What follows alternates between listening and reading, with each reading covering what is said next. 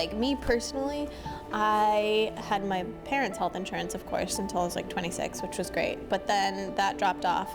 And my husband and I kind of went uninsured for a little while, which was miserable. And frustrating, because Ashley, like so many other Rhode Islanders, has a college degree and works full-time, but didn't have health insurance provided through work. I don't think that there's a relationship between whether or not you're educated and if you have health insurance. Like, does not correlate at all. Her boss here at Easy Entertaining in Providence has struggled for years to come up with a way to get coverage for her team of about 20 people. There's no way for me to ask what I ask out of people, to, be diligent in their work for the company and come to work when they don't want to come to work and work nights and weekends like we do in the restaurant industry without giving them health care. Last spring, someone from Neighborhood enjoying Kate's lunch suggested she look into Neighborhood's health plans on the exchange. And I was like, really? It's actually really affordable. And I was like, well, is there like one doctor you can go to? Or, I don't know, like what's the catch, right? It's Rhode Island. Well, it's Neighborhood Health Plan of Rhode Island. When they gave us pricing, I thought it was really competitive.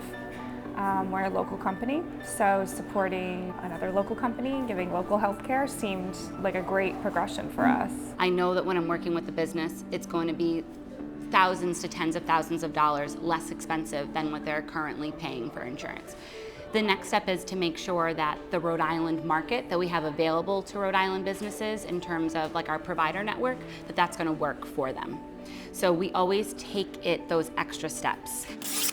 We put it to the test right away. We switched to Neighborhood last April, and our executive chef had a baby on April 4th. Which brings us back to Ashley and little Sophia, born with Down syndrome. Where's Sophia? Where is she? There she is! She's progressing amazingly, but it's because we do early intervention, which goes through Neighborhood.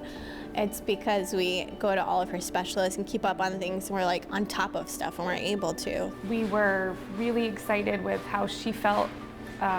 She was ushered through the system, and there was someone she could call, so that's wild. Like being able to call someone, I mean, you never have this with healthcare, right? I think that is honestly what is different about Neighborhood in this commercial market. And I know, like, if we go to the heart doctor next month and something needs to happen, it's not like, all right, where's that money gonna come from?